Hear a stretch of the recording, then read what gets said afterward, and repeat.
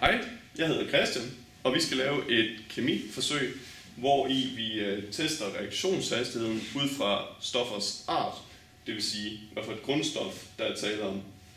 Til det her bruger vi en saltsyre.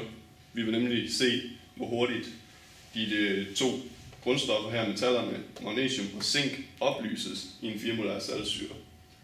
Jeg har så 2 reagensglas, hvor vi kommer saltsyre i, og et stativ til at holde den. Når man arbejder med saltsyre, så er det vigtigt at have briller på som minimum, i det at det er farligt at få i øjnene. Her har vi HCl, som er saltsyre. Det består så af H+-ioner og Cl-ioner. Og Cl- det er tilskuerioner, så derfor vil vi beskæftige os med H+-ionerne i det følgende reaktionsskema.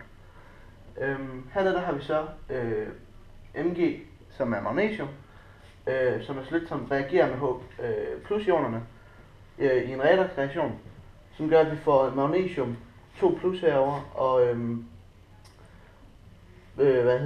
H+-ionerne, de fordamper væk, når reaktionen sker.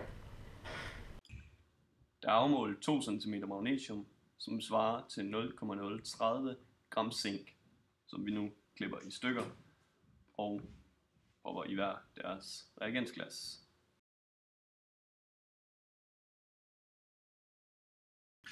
Der bruges en 4-molær hydrogenklorid vand i opløsning, og der tilsættes 5 ml i hvert af reagensglassene. Her ses et stykke magnesiumbånd, der opløses i saltsyre.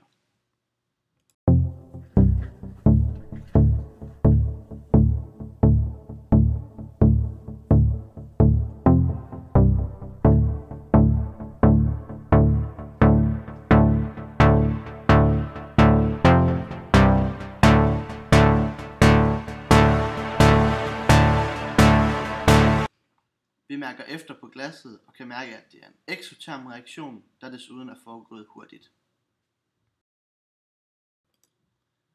Dette er vores zinkstykke. Vi dropper nu vores zinkstykke ned i vores saltsyre, og vi ser, at reaktionen forløber meget langsommere end med magnesium.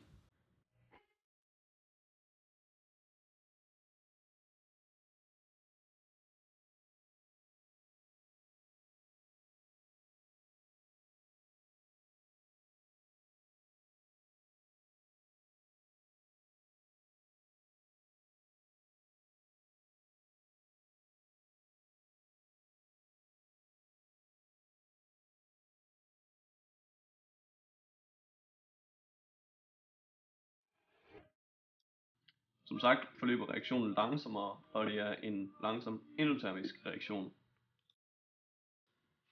Når man er færdig med sit forsøg, hældes reagensglassenes indhold i dunken til sort, flydende, uorganisk affald.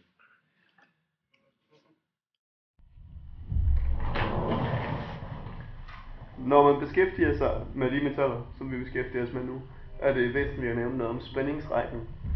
Da magnesium er et uædelt metal og står længere mod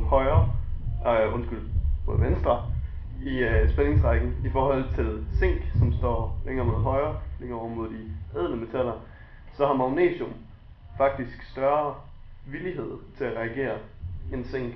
Og det er også det, der gør, at reaktionen forløber hurtigere med H+-ioner. Vores konklusion må derfor blive, at reaktionshastigheden for magnesium er hurtigere end reaktionshastigheden for zink. Det tog kun 22 sekunder for magnesium at blive opløst, mens det tog 10 minutter for zinkstykket at blive opløst. Hello darkness, my old friend. I've come to talk with you again, because a vision softly creeping